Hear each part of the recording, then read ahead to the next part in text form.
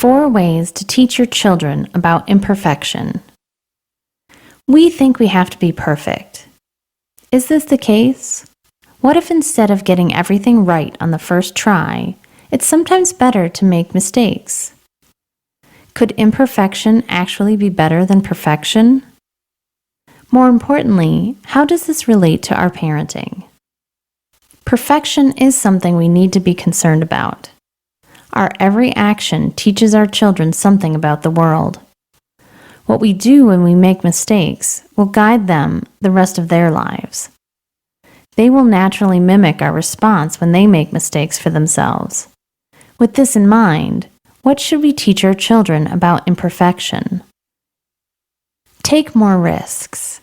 If you have kids who tend toward perfectionism, then chances are they're not likely to enjoy trying new things. After all, to their way of thinking, they don't know if the new way will be something they like or not, so it's better not to take a chance. When you want to teach your children about the joys of imperfection, the first thing you need to do is show them it's okay to take risks.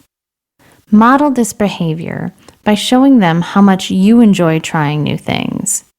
Invite them to taste new foods, experiment with art, and go places they have never been before. Praise them when they take chances on new things.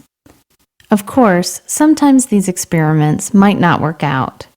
When this happens, these experiences can become a teaching tool about how imperfection leads us to new knowledge.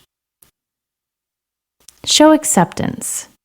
Kids can be very fragile when it comes to how they feel you view them. When they make mistakes, their first reaction is to worry whether you will still like them or not. Here is an opportunity to use imperfection to show them you still love them unconditionally, whether they're perfect or not. Be yourself. As your kids start to get older and spend more time with their peers, one of the biggest things that plague them will be worry about how the world sees them.